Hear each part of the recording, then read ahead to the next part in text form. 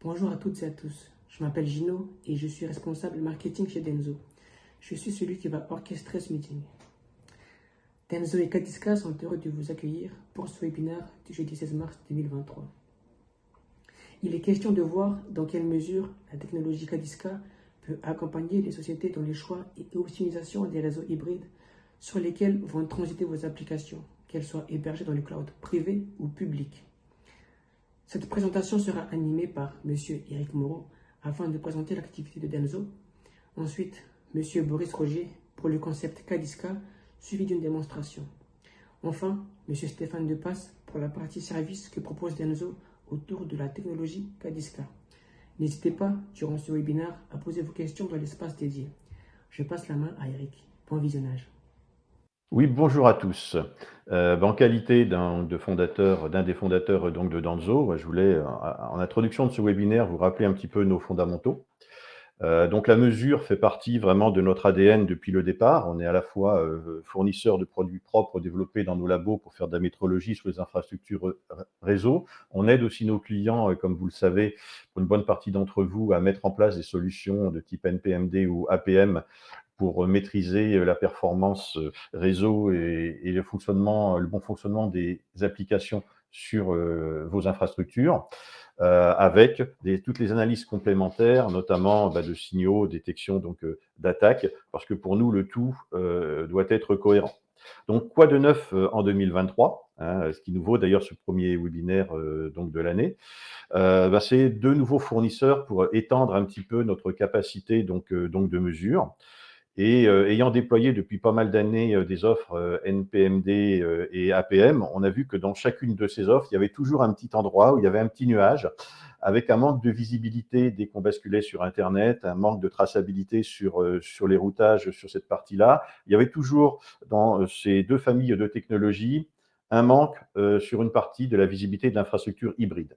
Donc le but de ce webinaire, c'est de présenter notre collaboration avec Kadiska qui vient combler ce manque. C'est notre nouveau partenaire pour un de nos deux nouveaux partenaires sur 2023. On a aussi un deuxième partenaire en 2023 qui est Nescout. Le but, c'est au-delà des capacités connues de Nescout, donc en MPMD, de valoriser leurs solutions dans le domaine de la détection d'attaques sur le côté volet cybersécurité pour les entreprises, qui est notre second cheval de bataille et qui fera l'objet d'autres présentations. Autre mot-clé pour nous, c'est automatiser. Alors, automatiser, ce n'est pas simplement ce qu'apportent les outils sur le contrôle des infrastructures, mais c'est surtout être capable de devenir un peu plus proactif et d'automatiser les tâches opérationnelles que font beaucoup de vos équipes.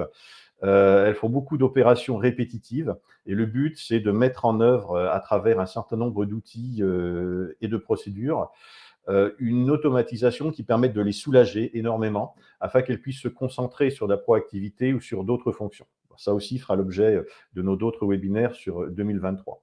Donc tout ce travail, qui est un travail qui demande d'avoir du recul et de l'expérience sur tous ces domaines, évidemment est basé sur des personnes qui ont entre 20 et 30 ans d'expérience dans ces environnements. Il faut avoir des cheveux blancs pour comprendre ce qui se passe, être capable d'expliquer tout ce qui peut se mettre en œuvre sur les infrastructures et avec des équipes complémentaires qui sont formées par ces seniors pour vous accompagner dans tout ce qui est mis en œuvre. Donc maintenant, on va approfondir un petit peu les diverses fonctionnalités que l'on offre côté Denso.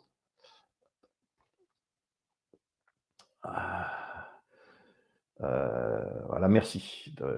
Donc, nos métiers restent, je dirais, dans le même format que ce que vous avez vu dans les années précédentes. Là aussi, il y a une petite nouveauté. On a enrichi notre capacité à faire du conseil pour les cellules de performance et aussi pour les SOC, avec des activités d'audit complémentaires et pas simplement que des transferts de compétences. Notre ADN nous fait plutôt faire ce type de choses que faire des formations traditionnelles. Évidemment, on a toujours notre business unit qui vous propose des outils de détection d'attaque, des outils de NPMD et APM pour vous aider à les mettre en œuvre. Donc ça, on continue, je dirais, sans changement. Cette année, on a souhaité créer donc une nouvelle BU qui est plus orientée service pour étendre encore notre palette de services, qui s'appelle la BU Projet Complexe. qui a vocation, ce que l'on ne faisait pas avant, à aider les équipes internes, les cellules de performance ou les SOC, aider à les staffer en personnel complémentaire, accompagner dans le transfert de compétences pour faire monter des équipes ou aider des transitions par rapport à des personnes qui peuvent partir en retraite, des sujets à la mode du moment, en garantissant une continuité donc de service et aller vers des opérations de type service manager où on peut s'engager en complément donc de vos équipes à les soulager d'une partie donc des opérations. Toujours dans le souci que vos équipes soient utilisées, soient focusées sur tout ce qui a le maximum de valeur auprès donc de l'entreprise et de vous soulager soit par automatisation, soit par nos services, les tâches les plus répétitives. On a toujours, ayant donc une équipe de développement, une capacité à produire des rapports ou produire des tableaux de bord qui ne sont pas forcément fournis de matière native par les divers outils que vous pouvez avoir ou qu'on peut donc vous proposer, parce qu'il faut faire des agrégations sur un certain nombre de données. Il y a des puits de données sur lesquels il faut récupérer un certain nombre donc d'informations. Donc, il y a des développements, il y a des interfaçages à faire. On a toujours cette équipe de développement qui nous différencie d'intégrateurs qui n'ont pas donc de laboratoire. Donc, pour revenir sur notre sujet, et avant de passer la main donc à Boris, on voulait vraiment, je dirais, donc insister sur une chose qui, pour nous, a toujours été dans notre ADN, c'était la capacité d'anticiper donc au maximum. Et dès qu'on veut installer une nouvelle application donc en mode SaaS ou qu'on veut avoir une architecture, mettre en œuvre une architecture donc SD-WAN, voire les deux en même temps, être capable d'instrumenter dès le départ pour bien comprendre ce qui se passe, parce que notamment quand on bascule vers des architectures de type SD-WAN, très vite, on se rend compte que les technologies ne sont pas toutes équivalentes, qu'il y a des technologies qui permettent de maîtriser une partie de la qualité de service, et il y a d'ailleurs des contrats qui permettent d'avoir un certain nombre de SLA dans certaines conditions, il y a des contrats qui n'en ont pas du tout, c'est des fois lié à des différences technologiques entre les solutions, mais en tout cas, il est très très important d'arriver à comprendre absolument ce qui se passe, de lever les points donc de flou, dans l'idée de choisir en âme et conscience le meilleur fournisseur pour l'entreprise dans les meilleures conditions et de savoir comment les choses fonctionnent par derrière. Donc on se dit que dès le départ, et comme Boris vous le présentera, l'offre Cadiska permet de comprendre ce qui se passe, de mettre en évidence un certain nombre de différences et de préparer, je dirais, en plus, le déploiement de la future application qui doit être dans une de vos infrastructures hybrides ou d'organiser son monitoring permanent pour faire des optimisations. Là aussi, on voit qu'il y a des solutions qui permettent certaines optimisations, d'autres non. Et ce que l'on pense, c'est il vaut mieux avoir toutes ces informations dès le départ, bien maîtriser donc les choses pour être capable d'avoir un contrôle le plus puissant possible de son déploiement, de son passage en production. Sur ce, Boris, je vais te passer la main pour les cas concrets. Donc, à toi de jouer. Voilà, je suis en ligne. Merci Eric pour l'introduction. On va essayer d'utiliser efficacement ces 20 minutes pour vous expliquer comment on peut monitorer en fait la connectivité dans un environnement SaaS et cloud, ce qui implique de parler beaucoup de SD-WAN et de SSE en général. Et c'est ce qu'on va faire maintenant. Donc, on va commencer par regarder un petit peu quelles sont les tendances les plus importantes sur ce marché et ce qu'on observe en fait comme migration chez nos clients. On peut passer au slide suivant. Voilà. Alors, les tendances dans l'hybridisation de la connectivité, elles sont assez claires. Il n'y a pas de surprise. Il y a de moins en moins de réseaux privés, il y a de plus en plus de SD-WAN et ce SD-WAN utilise de façon de plus en plus fréquente en fait, de la connectivité sur des réseaux publics, donc sur Internet. Ça, c'est une tendance énorme. Vous regardez le taux de croissance, moins 24% sur le MPLS, 240% sur le SD-WAN. Ça, c'est le premier élément. Le deuxième élément, c'est l'hybridisation, c'est aussi pour du point de vue des utilisateurs, travailler sur site ou travailler en télétravail. Aujourd'hui, il y a 63% de la force de travail qui est hybride. Et ça pousse dans une autre direction qui concerne autant les gens sur site d'ailleurs qu'en télétravail, qui est l'usage de solutions de SSE, de CASB. Et on parle de 67% des entreprises en 2022 qui utiliseront du SSE d'ici 2023. Donc, il y a une course en fait à l'équipement sur ce sujet-là qui est très importante et qui change beaucoup la manière dont des utilisateurs finalement sont connectés à des applications. De même que le panorama sur les applications auxquelles se connectent les utilisateurs change beaucoup. Il y a 72% des applications qui sont interconnectées, donc entre du SaaS, du cloud et de l'on-prem. Et aujourd'hui, le taux d'équipement, on va dire d'applications cloud ou SaaS, c'est plus de 80% du patrimoine applicatif des clients, ce qui place vraiment ces réseaux-là au centre du chemin d'accès en fait, des utilisateurs vers les applications et qui les rend de plus en plus complexes. Donc, qu'est-ce que ça signifie d'un point de vue performance ? L'enjeu, c'est quoi ? Ça signifie que quand on regarde en fait, l'expérience des utilisateurs, la part du réseau, elle est importante, elle est critique. Savoir si le réseau va fonctionner correctement ou pas, c'est, vous voyez sur le tableau, entre 82 et 90% de l'expérience utilisateur qui est centrée dans le réseau. Et du coup, ça devient critique de le monitorer. Et puis, il y a une autre tendance qui est qu'il y a plus de 40% en fait, du trafic des entreprises qui part vers du SaaS, vers du cloud. Donc, même quand on regarde, par exemple, des passerelles Internet qui peuvent être utilisées pour accéder à des applications de ce type-là, la proportion de ce trafic en fait, vers les réseaux publics qui est utilisé pour des choses qui correspondent à des missions critiques métiers est extrêmement importante. Et pourtant, on a presque les 2/3 de nos clients qui nous disent que leur visibilité sur des réseaux qui sont SD-WAN ou qui vont vers du cloud ou vers des réseaux publics sont très insuffisantes. Donc, on a vraiment une problématique de quelque chose qui est critique et sur lequel on manque en fait de visibilité. Alors, qu'est-ce qui fait que ceci est complexe ? Donc là, vous voyez un diagramme, il a un sens. Ce n'est pas juste pour montrer la complexité, mais c'est le reflet de la réalité.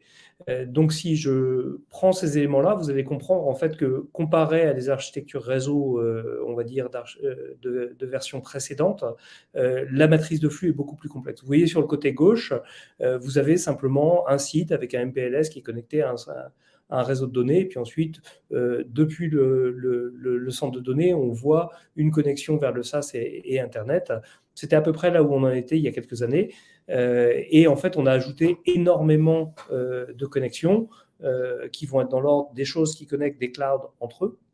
Parce qu'en général, quand on commence à faire une transformation cloud importante pour plein de raisons économiques, de fonctionnalités, on ne s'appuie pas sur un cloud, mais on s'appuie sur plusieurs clouds et on peut avoir des calls d'API entre des tiers applicatifs, entre différentes applications qui vont passer d'un cloud à l'autre, qui vont passer d'un cloud à un SaaS, qui potentiellement vont aussi avoir des interactions entre des fronts ou des backs qui sont hostés dans du SaaS ou dans du cloud et des choses qui sont front ou back hostées dans les data centers.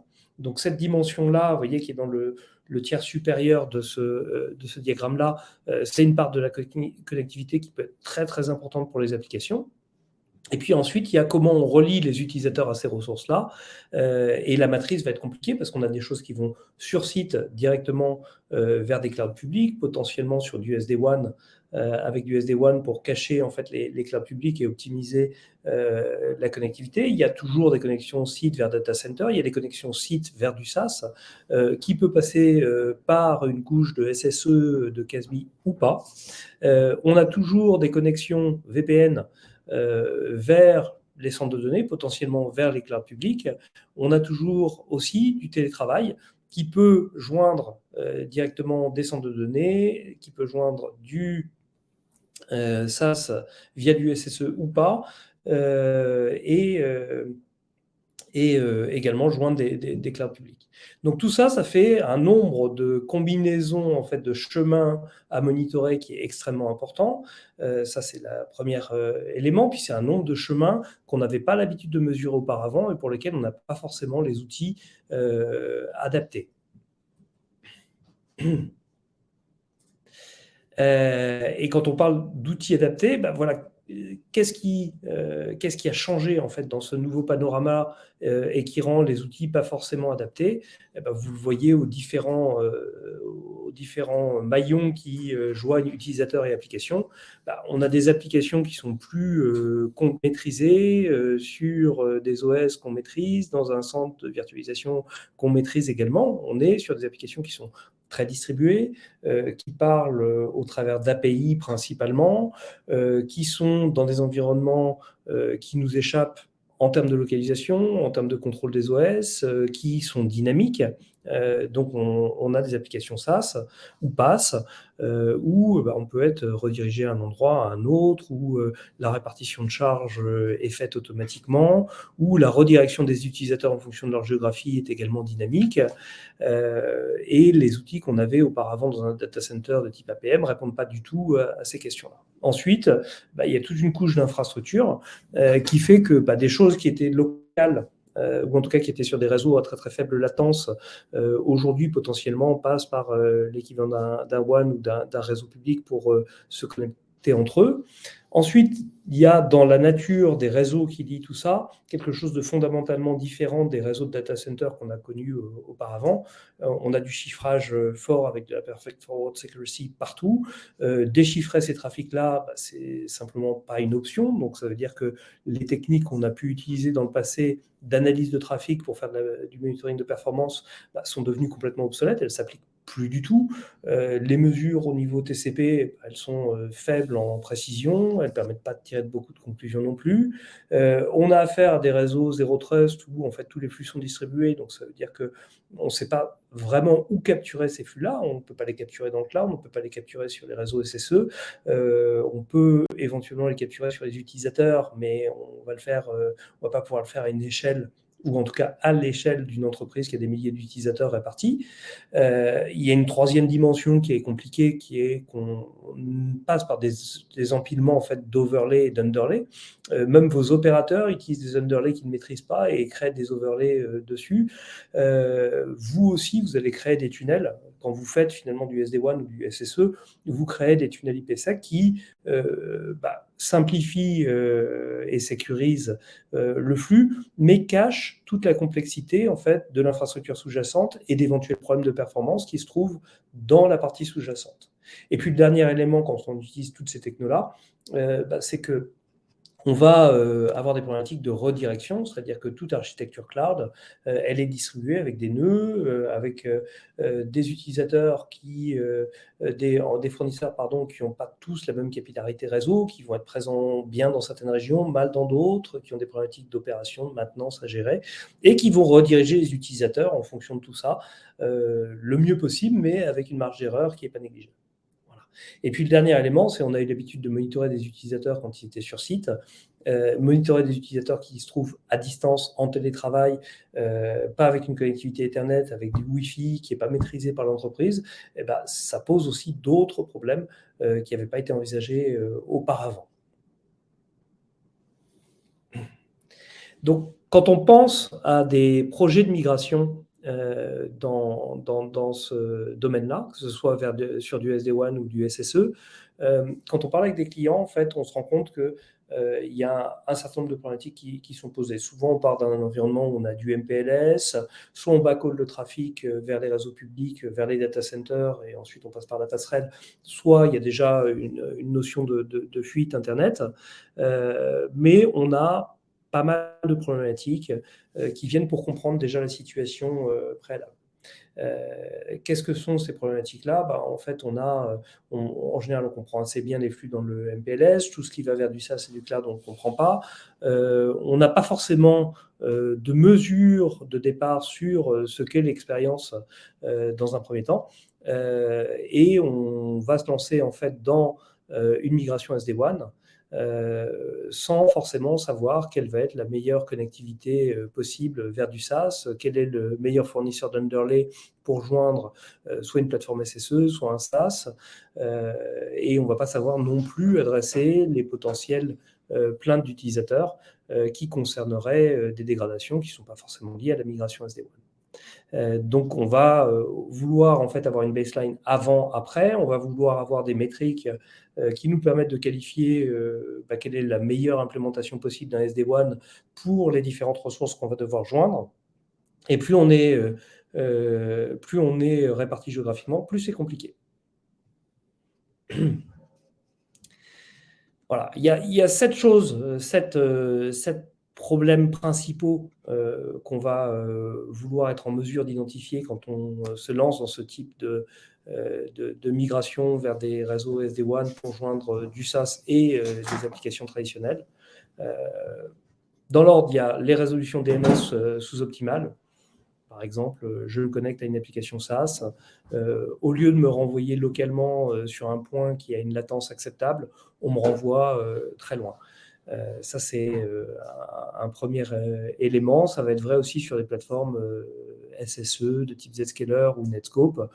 Je suis en France, on va me renvoyer aux États-Unis pour me connecter. Et ensuite, je pourrais essayer de joindre mon service cloud. Ça aura un impact évident sur les utilisateurs. Le deuxième, c'est vraiment des problématiques d'ISP, de fournisseurs d'accès, de routage BGP. Soit j'ai un problème vraiment de last mile, soit j'ai des problématiques en fait de routage.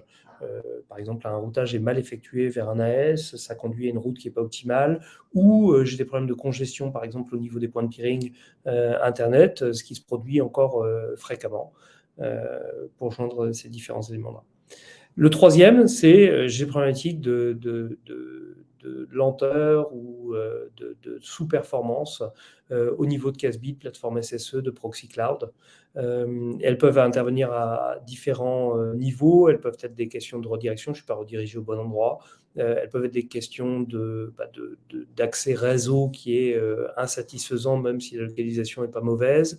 Elles peuvent être aussi certaines applications qui sont mal supportées par ces environnements-là et qui ralentissent beaucoup en traversant les couches de sécurité de ces fournisseurs-là. Ça peut être des questions de changement de sous-couche SD-WAN. Je bascule d'une couche à une autre et ça a un impact en fait sur la latence qui est observable. On peut avoir des problématiques d'équilibrage de charge d'applications ou de CDN. Quasiment toutes les plateformes SaaS utilisent massivement du CDN. Les CDN n'ont pas forcément la même présence partout, peuvent effectivement avoir des problèmes de redirection, avoir des problèmes aussi de disponibilité. Ça, c'est un autre élément important. L'apparition, l'usage du Wi-Fi, que ce soit sur site ou que ce soit en télétravail, compliquent aussi et sont une source de défauts importants. Et puis, la longueur du chemin réseau cloud, elle est importante aussi. C'est-à-dire que ce n'est pas le tout de joindre simplement une plateforme. La question est aussi combien de chemin on doit parcourir au sein des plateformes cloud. Voilà, donc ça fait il y a un empilement de problèmes potentiels qui sont importants et qui nous éloignent beaucoup du schéma simpliste qu'on avait imaginé de mon utilisateur est là, il traverse Internet, il va sur une plateforme SaaS et grosso modo, tout dépend de la performance de la plateforme SaaS. Ce n'est pas le cas du tout. C'est beaucoup plus complexe que ça. Donc, quand on veut avoir une bonne visibilité là-dessus, sur quoi, en fait, on doit être capable de garder une vision pertinente, intéressante, réactive en temps réel. La première, c'est une vision complète sur les réseaux publics et hybrides qu'on utilise. C'est-à-dire qu'on est sur des réseaux publics, on va traverser plusieurs opérateurs. Ces chemins-là peuvent changer régulièrement à l'initiative de plusieurs fournisseurs.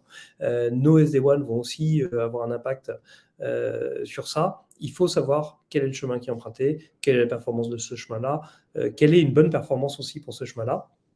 Il faut avoir une vision des performances sur le réseau SD-WAN au niveau de l'overlay et au niveau des underlays pour comprendre exactement ce qui peut pénaliser la performance au travers du réseau SD-WAN. Il faut savoir aussi situer où se situent les pertes de paquets et les dégradations de latence saut par saut pour savoir si on est en mesure soit d'obtenir une résolution de la part d'un fournisseur, soit de contourner en fait un problème qui impacterait les utilisateurs. Et pour ça, il faut avoir un historique aussi et il faut comprendre tout le routage BGP qui est important.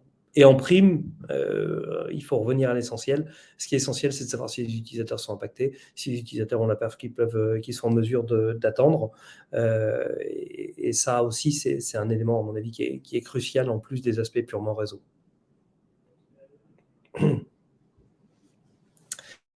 Donc, quand on veut déployer une solution de ce type-là, qu'est-ce qu'on va potentiellement déployer? Il y a deux types d'éléments en fait, qui sont à déployer, qui sont tous les deux très légers et automatisables dans leur déploiement. Il y a une notion de stations, qui sont des stations qui vont vraiment avoir pour vocation de tester les chemins réseau, de les comprendre, de les analyser 24 heures sur 24 et de comprendre quand est-ce qu'ils changent, d'expliquer les dégradations de performance et de montrer comment on peut résoudre et puis de valider que la résolution porte ses fruits. Fondamentalement, ce sont des conteneurs. Et ces conteneurs-là, en fait, ils vont être disposés à différents endroits. Ils peuvent être disposés dans des data centers, ils peuvent être disposés dans des clouds, ils peuvent aussi être installés sur un OS ou sur une VM, ou ils peuvent être installés dans la VNF d'un équipement réseau, switch ou SD-WAN. Hein, donc c'est ce que vous voyez sous la forme de station, le petit symbole avec les trois traits ici. Et puis il y a un deuxième élément qui lui va être beaucoup plus proche des utilisateurs, qui est une extension, une instrumentation en fait du navigateur, qui est neutre en fait pour les utilisateurs, c'est-à-dire que ça ne consomme ni RAM, ni CPU, ni CentOS à l'OS, mais ça permet d'avoir une vision extrêmement détaillée de l'expérience et de comprendre comment les différents chemins, les différentes implémentations qu'on peut avoir sont impactés. Voilà. Les avantages de ce type de solution-là, c'est de comparer les fournisseurs de connectivité avant de contracter, c'est-à-dire de comprendre quel est le meilleur underlay depuis un site dans une région pour joindre Azure ou pour joindre GCP ou pour joindre Zscaler ou pour joindre Netscope et de savoir quelles conclusions on va en tirer en termes de choix d'architecture. Évidemment, d'améliorer la productivité des employés et des succursales, c'est-à-dire de faire en sorte que l'outil informatique permette une meilleure productivité, d'optimiser les migrations, les coûts et les performances du SD-WAN. Donc, l'idée, c'est de raccourcir la fenêtre qui permet d'arriver à une configuration optimale et d'éviter de perdre du temps ou de ralentir les déploiements également en SD-WAN. Responsabiliser les fournisseurs de connectivité, c'est-à-dire savoir qui peut résoudre un problème et savoir lui fournir les données qui lui montrent où se situe le problème et comment il va le résoudre et être capable de valider que le problème est bien résolu. Alors, plus on a de fournisseurs de connectivité différents, plus c'est important, sachant que quand on est sur du SD-WAN, il faut s'assurer qu'on est sur tel ou tel underlay et il faut comprendre où se situe le problème pour savoir qui est capable de le résoudre. Et ça permet également de réduire la durée et l'impact des dégradations de services et d'améliorer les performances pour tout ce qui est Zero Trust, SASE, CASB par la même occasion.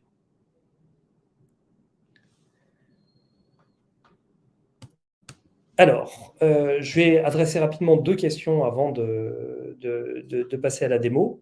Est-ce qu'il y a des exemples de clients qui aient benché des offres SD-WAN avec Kadiska? Oui, il y a des gens qui font ce type de choses pour une raison assez évidente. C'est qu'il y a beaucoup de promesses marketing qui disent qu'on va avoir un meilleur accès vers une plateforme cloud en utilisant une technologie d'un SD-WAN. Il faut tout simplement le mesurer pour en avoir le cœur net. Et c'est un des cas d'usage importants de Kadiska. Et la deuxième question, elle concerne une comparaison avec un acteur qui appartient à Cisco qui s'appelle Thousand Eyes.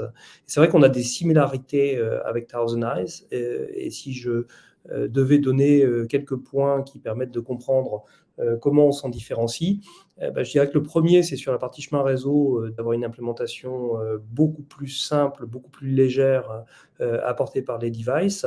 On a aussi des moyens de déploiement, par exemple, sur des devices mobiles qui permettent de pallier à l'absence de VNF ou de possibilité de déployer une station sur du Edge, qui sont tout à fait originaux par rapport à Thousand Eyes. On a un modèle de licence, surtout, qui est beaucoup plus attractif, tant en termes de simplicité que de niveau de prix. Et puis, la plus grosse différence, c'est que contrairement à Thousand Eyes, on va montrer l'expérience réelle des utilisateurs et pas seulement des tests qui, selon nous, sont bien trop simplistes pour représenter l'expérience utilisateur et faire des diagnostics, mais ça, je vais vous le montrer en réel. Donc, on va passer à la démo. Voilà, donc là, vous voyez en fait un écran sur lequel on observe un certain nombre d'applications qui sont utilisées chez Cadiska. Je vais juste retirer une application qui prend beaucoup de place. Alors, la première chose qu'on voit, c'est une liste d'applications et avec des données qui sont très simples. Ce sont les données réelles des utilisateurs. Ça, j'insiste sur le mot de réel, c'est-à-dire c'est vraiment ce que font les utilisateurs avec cette application-là, les transactions qu'ils exécutent dans l'environnement où ils se trouvent. C'est pas un test qui va tester le chargement d'une page d'HubSpot, c'est vraiment toutes les pages d'HubSpot, la latence réelle qu'on observe les utilisateurs vis-à-vis d'HubSpot, le temps qu'ils mettent à charger une page chez HubSpot et le temps qu'ils mettent à faire un processing, à traiter un appel d'API vers HubSpot et le nombre d'erreurs qu'on a pu exécuter. Et on voit également où se situent ces utilisateurs, quel est leur nombre, où est-ce que la performance est bonne, où est-ce qu'elle est mauvaise, c'est la couleur qui vous l'indique, quel est le taux d'erreur, ça c'est la taille du cercle qui va vous l'indiquer, et où il se trouve, c'est-à-dire via quel fournisseur d'accès il se connecte, ou dans quel pays il se trouve, et quelle est la latence qui en résulte, et l'expérience qui en résulte, sur quelle plateforme il se trouve. Et là, vous voyez, ce ne sont pas des points de test. C'est-à-dire qu'on a des gens qui sont sur des devices Android, on a des gens qui sont sur des devices Chromebook, on a des gens sur différents navigateurs qui vont en fait se connecter. Et ça va nous permettre de comprendre vraiment, par exemple, pourquoi on a un utilisateur qui est impacté. On a des gens, par exemple, qui ont une très bonne latence, mais des performances sur Google Docs qui sont pas bonnes, et on sait tout de suite que c'est un problème de quantité de données transférées. On a des gens qui se connectent à HubSpot et qui ont des problèmes de latence importants. Et en fait, on va pouvoir voir l'évolution de ça pour tout notre groupe d'utilisateurs. Donc, on sait par exemple qu'on a eu des transactions qui globalement étaient lentes le 15 mars à 14h15, mais on va pouvoir savoir où se situent les utilisateurs, c'est-à-dire ceux qui sont à distance, ceux qui sont sur site, et on va pouvoir savoir qu'on a 3 utilisateurs chez Orange avec une connectivité bonne, une expérience acceptable et qui transfèrent pas mal de données. À l'inverse, on va pouvoir voir aussi qu'on a des gens à la R&D de Paris, on en a 4 en ce moment, qui ont une très bonne latence, qui ont une expérience importante, qui transfèrent pas mal de données, c'est la partie verte. On a des gens à Montréal, on en a 2, qui ont une latence plus élevée, mais finalement leur expérience n'est pas tellement impactée. Et on a des gens qui viennent par Zscaler avec une latence qui est relativement importante, leur expérience est un tout petit peu affectée, vous voyez la partie jaune qui apparaît ici. Okay. On peut les retrouver sur une carte, on peut aussi visualiser graphiquement qui a une mauvaise connectivité. Par exemple, je sais que les gens qui ont une mauvaise connectivité vers HubSpot, ils viennent de la partie remote, ils ne viennent pas d'un Zscaler, ils ne viennent pas de notre bureau de Paris ou de celui de Liège ou de celui de Montréal. Si je veux savoir de qui il s'agit, je peux m'intéresser spécifiquement à HubSpot et vous voyez, je peux filtrer en temps réel. Là, je ne vois plus que les gens qui vont vers HubSpot. Et je peux voir qui a une mauvaise connectivité. Je sais que c'est quelqu'un qui est chez LDCom. Je peux me centrer là-dessus et si vous voulez savoir où il se trouve, je peux vous dire qu'il se trouve au Perret-sur-Marne et que sa latence est très très mauvaise. Et je peux vous dire qu'il s'agit de David Rodriguez, par exemple. Et ça me permet en fait ensuite d'aller vraiment me focaliser sur un utilisateur et de faire un focus sur lui. Bon, alors là, on s'éloigne un petit peu du SD-WAN, mais le principe, c'est ça, c'est de pouvoir passer de quelque chose de très vaste à quelque chose de très précis, où on est capable de dire que David Rodriguez, il a un problème de connectivité, mais principalement vers HubSpot, pas vers le reste, que pour le reste, ses applications ont des latences acceptables, des temps de processing acceptables, qui transfèrent beaucoup de données sur Google Docs, mais c'est assez normal, et on peut savoir à quel moment il a des problèmes de connectivité, c'est-à-dire à quel moment il a un DNS qui répond lentement, il a une connexion, une latence qui est très mauvaise, et là on peut dire il est chez LDCom au Perret-sur-Marne, et à ce moment-là il avait de toute façon de la CPU, de la RAM en temps réel. Ça c'est pour la partie expérience. Et puis pour la partie connectivité, ce qui va être le plus important, c'est de comprendre comment la connectivité qu'on a nous permet de joindre des applications qui sont importantes, par exemple de joindre Salesforce. Je vais prendre cet exemple-là. Donc là, je vous donne une carte en fait de tous mes sites. Le nombre que vous voyez ici, 25, c'est le nombre de sites que j'ai derrière. La couleur m'indique là où la latence est très élevée. Donc, vous voyez, sur la Chine, c'est violet, sur Oman, c'est violet, sur l'Inde, c'est violet, donc j'ai des latences qui sont importantes. Et les indicateurs rouges vous indiquent s'il y a de la perte de paquets. Il n'y en a pas du tout aux États-Unis. On a une latence élevée au Mexique. Il y en a beaucoup en Chine. Il y en a pas mal sur la péninsule ibérique ou sur l'Irlande, par exemple. Et je vois tout de suite que c'est la partie CDN de Salesforce qui pose problème. Donc, je peux me focaliser là-dessus et regarder, par exemple, que j'ai 12% de perte de paquets sur l'Espagne. Là, je peux le voir site par site et vous dire que sur tel site, j'ai un taux de perte de paquets très important, par exemple, sur Sydney. Vous voyez, la latence a explosé dans les dernières 8 heures sur Sydney et sur Vilnius, par exemple. Si je veux comprendre pourquoi, je vais tout simplement faire une analyse de chemin et je vais être capable de comprendre ce qu'il se passe en fait en termes d'underlay et en termes de joignabilité de Salesforce depuis Sydney. Donc, vous voyez mon site de Sydney. Vous voyez les points de routage par lesquels je passe. Les couleurs m'indiquent les opérateurs par lesquels je passe. Les résolutions DNS qui m'emmènent à un endroit ou à un autre. Et si je veux savoir, quand j'ai 60% de perte de paquet, par quel chemin je passe et où la perte de paquet a lieu, je peux vous le dire tout de suite et je peux vous dire que c'est en fait le nœud juste avant le CDN de Salesforce qui pose problème. Donc là, c'est quelque chose que je pourrais remonter à Salesforce dans un ticket. C'est quelque chose que je pourrais potentiellement éviter en rafraîchissant, en demandant une autre résolution DNS pour ce point-là. Voilà. Alors, on n'a pas de temps pour faire plus de démos. Je vais reprendre les questions supplémentaires qui sont apparues.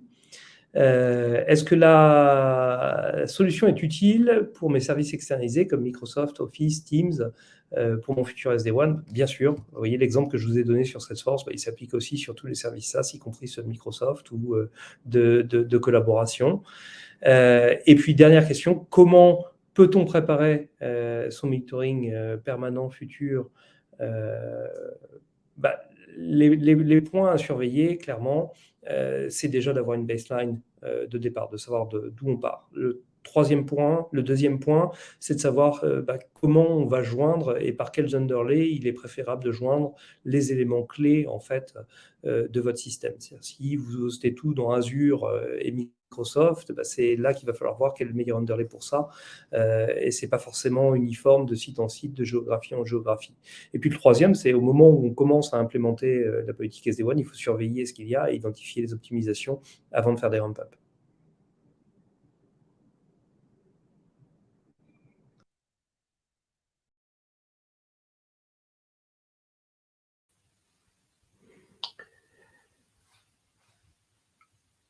Oui, vous m'entendez tous? Bonjour. Allô? Ok. Bon, très bien. Merci Boris pour cette présentation.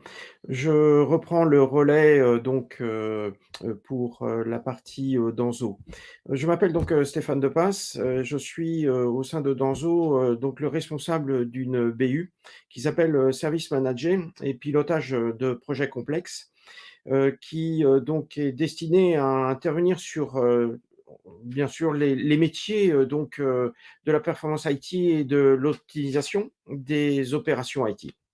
Alors, notre BU regroupe des référents techniques, c'est important, et puis aussi un pool d'ingénieurs réseau et performance qui permet donc d'intervenir soit en délégation de personnel ou bien au travers d'une structure, donc à même de rendre un service sur mesure selon vos besoins.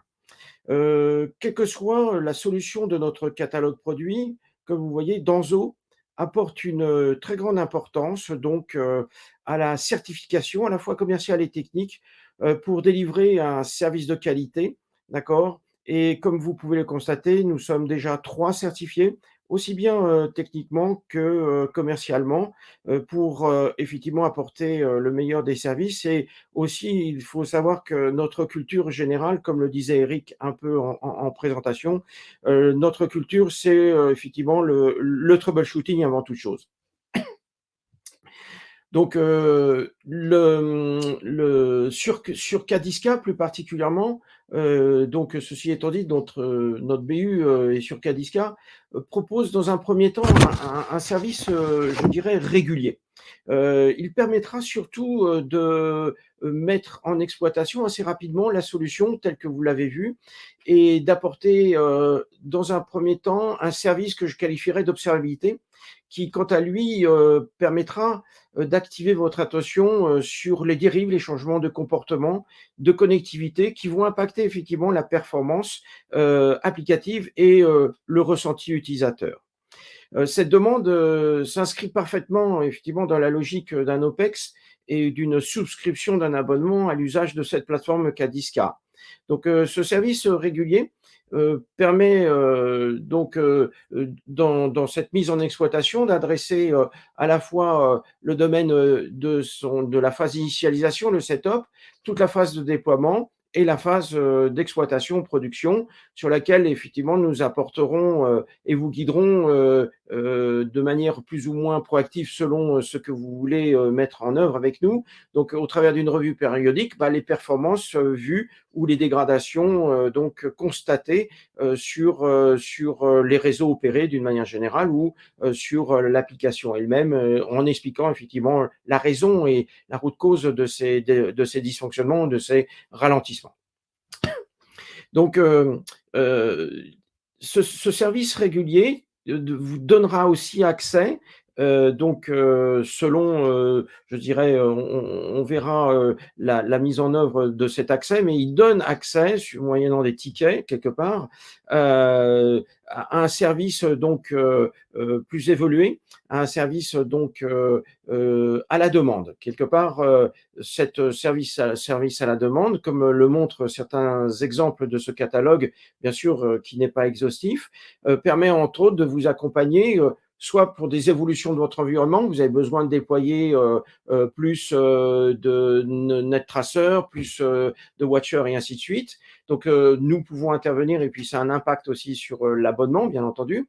Dans l'optimisation, c'est le fait de peut-être de changer d'URL, de changer de l'application où il y a eu des changements de data center, de cloud ou de technologie de SD-WAN. On va pouvoir prendre et vous aider à optimiser l'ensemble de cet environnement d'exploitation. On peut aussi donc surveiller plus attentivement vos phases de migration lors de la section peut-être d'un SD-WAN ou d'un nouveau SD-WAN. Donc c'est un exemple, voilà, à proprement dit, qui faisait l'objet de notre démonstration aujourd'hui. Vous pouvez aussi nous solliciter dans une analyse plus pointue, plus experte, encore plus dans le détail, sur éventuellement la participation à l'analyse d'un T-shoot, dans lequel nous fournirons bien entendu un rapport le plus précis possible et qui, suivant discussion, vous permettra de prendre les bons axes, les bonnes rémédiations après, ou les bonnes discussions aussi avec les opérateurs ou les hébergeurs ou les prestataires de services qui font partie de votre offre générale. Et enfin, il est aussi intéressant d'extraire des données donc de certains produits pour pouvoir les corréler d'autre part.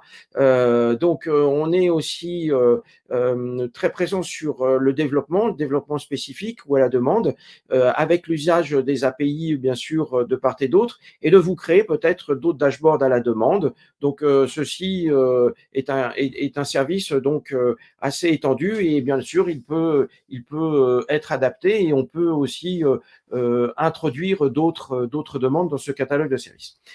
Donc tout ça, bien voilà, très sommairement présenté notre BU et puis le fait de pouvoir vous accompagner dans l'usage et dans l'exploitation et avec un accompagnement expert de notre part.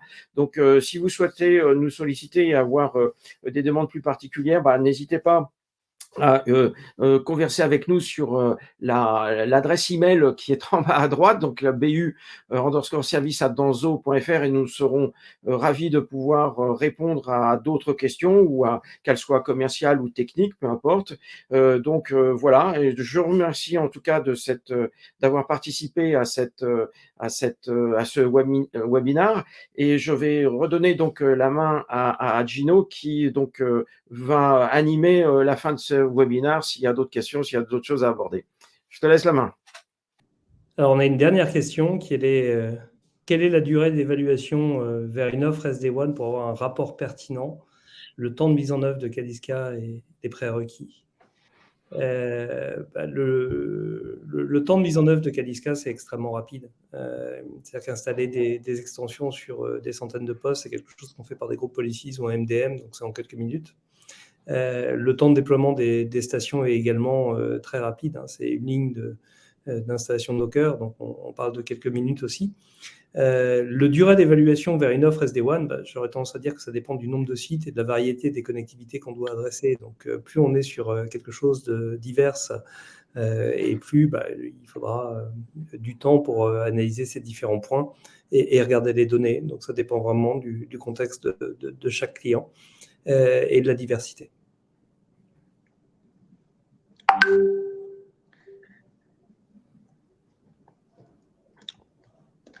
Un exemple de temps gagné en troubleshooting, je vais vous citer un exemple qui est une société dans le monde de la distribution qui relie ses magasins à GCP par l'intermédiaire de SD-WAN vers des hubs telco.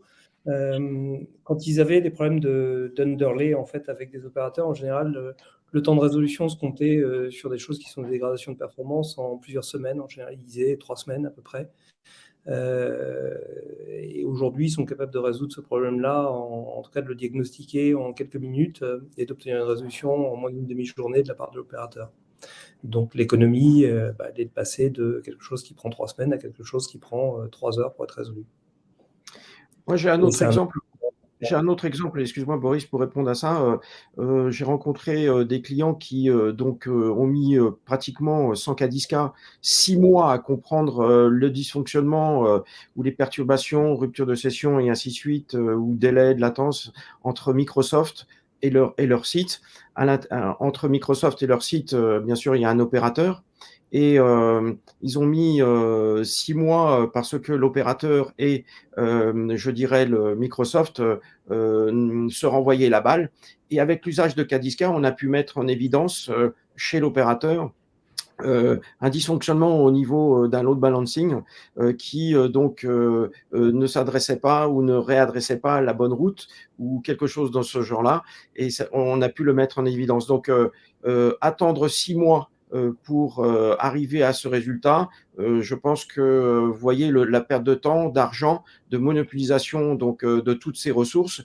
Et et avec Cadiska, on avait pratiquement la réponse quasiment immédiatement, quoi. Après quelques temps d'observation, de mise en œuvre et de regarder les routes, on s'est aperçu qu'effectivement il y avait un problème au niveau de l'opérateur avec un de ses load balancers. Voilà. Non, j'ai l'impression qu'on a un peu fait le tour des questions qu'on a eues ce matin. Donc, on vous remercie tous, je dirais, de votre présence et de vos premières questions. Évidemment, on est à votre disposition pour toute question complémentaire, donc à travers le site web danzo.fr, l'email info@danzo.fr. Stéphane aussi, comme Boris, sont à vos dispositions pour toute question complémentaire. Moi, je voulais rajouter quelque chose quand même sur le côté de SD-WAN. Comme je le disais donc en introduction, les offres sont très différentes, les technologies SD-WAN sont très différentes. Donc, il y a des technologies qui nativement incluent de la gestion de qualité de service et qui permettent au moins d'avoir des indicateurs, je dirais, de qualité de service perçu minimum, moyennant que l'environnement SD-WAN couvre une grosse partie, je dirais, entre les utilisateurs et les points serveurs permettent d'avoir un certain nombre d'informations sur la qualité de service, donc ce qui permet aussi de challenger des contrats de SLA quand il y en a. Ce n'est pas le cas de toutes les offres. En tout cas, pour nous, dans notre ADN, je reviens sur notre état d'esprit en tant que Danzo, on voulait aussi travailler avec Cadiska parce que Cadiska est un tiers de confiance, un petit peu comme nos produits propres ou nos produits partenaires sont des tiers de confiance par rapport aux infrastructures qui sont proposées sur le marché. Donc l'offre Cadiska, elle n'est pas liée ni à Juniper, ni à Cisco, ni à n'importe qui. On est très content, nous, d'offrir des outils dans 2 métrologies basés avant tout sur du logiciel qui soit mis en installation on-premise chez les clients pour certaines solutions ou en mode SaaS, comme dans le cas de Cadiska.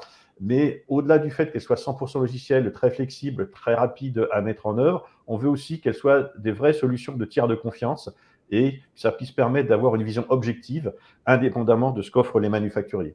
Et ça, c'est vraiment notre ADN et notre façon de travailler pour permettre aux clients d'avoir une vision la plus neutre possible. Voilà. Voilà ce que je voulais donc ajouter. Je ne sais pas si Stéphane, tu veux rajouter un petit mot pour la fin, ou Boris? Non, écoutez, je voulais vous remercier pour la présentation et rappeler que si vous avez la moindre question, organiser une démo plus personnalisée, parler de votre contexte, c'est très facile de le faire, de même qu'une évaluation. Je me ferai fort d'échanger avec vous, prospects ou clients, effectivement, sur la nature même des éléments à collecter pour pouvoir mettre en œuvre cet essai, ce POC. Voilà, il n'y a pas de problème. Impeccable. Ben, merci à vous tous et bonne journée. Au revoir. À bientôt. Au revoir. Pour ceux qui souhaitent revoir ce webinaire dès cet après-midi, le replay sera mis en ligne sur le site web denso.fr dans l'onglet Actualité. Nous vous souhaitons une excellente journée. À bientôt.